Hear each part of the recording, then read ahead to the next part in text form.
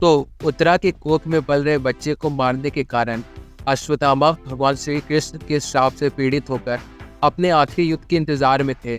और यही वो बेसिक कहानी है जिस पर पूरी मूवी रची गई है।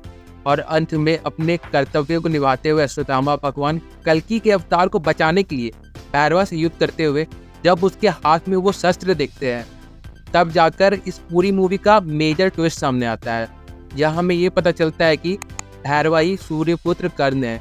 लेकिन जहाँ तक हमें याद है कि महाभारत के युद्ध में कर्ण मर चुके थे और उनका देह संस्कार भी हुआ था, तो फिर आखिर 6000 साल बाद वो वापस कैसे आए?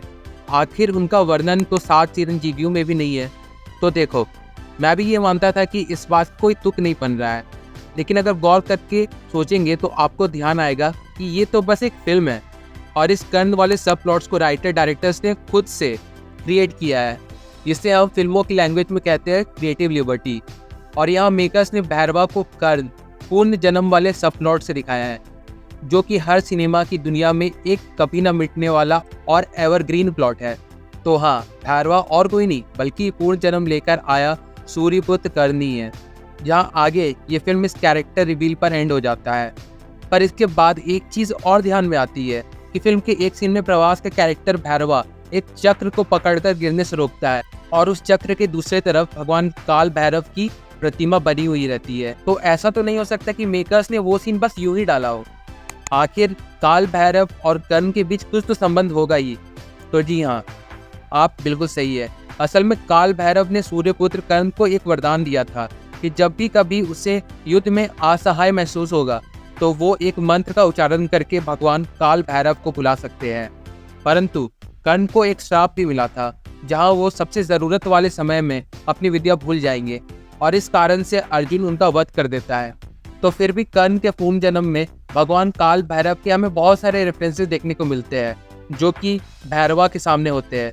तो इसका सीधा सीधा मतलब तो यही निकल रहा है कि हमें वो कल्कि के किसी और भाग में देखने को मिल सकते हैं, जो कि अल्टीमेटली कर्ण के कैरेक्टर आर्क को पूरी तरह से कंप्लीट कर देगा।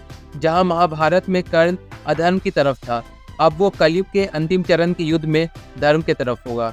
फिर इसके बाद हम बात कर लेते हैं फिल्म के पोस्ट क्रेडिट सीन की, जहाँ सुप्रीम यास्किन समेटी मतलब सुमिति के गर्भ से निचोड़े हुए मात्र एक बूंद से अपने संपूर्ण रूप में आ जाता है। इसके बाद वो खुद सुमति को ढूंढने के लिए निकल पड़ता है और फिल्म यही खत्म हो जाती है।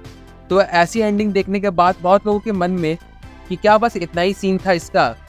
तो देखो, इस चीज़ का जवाब खुद इस कैरेक्टर को निभा रहे कमल हसन ने बताया है कि उन्होंने इस रोल के लिए साइन इसके सेकेंड पार्ट के लिए किया है।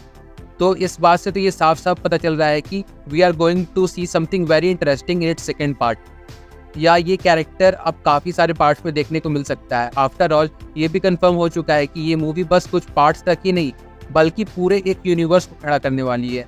So it is pretty evident कि हमें सातों चिरंजीवी पर भी एक मूवी देखने को मिल जाए या उससे भी ज़्यादा कुछ और। वेल, जो भी होगा दिलचस्प होगा। So now let's just wait and watch आगे हमें और क्या क्या सरप्राइजेस देखने को मिलते हैं। तब तक के लिए आप एंजॉय करते रहे इस फिल्म को। फिर मिलते हैं बहुत जल्द एक नए वीडियो के साथ। तब तक के लिए बाय।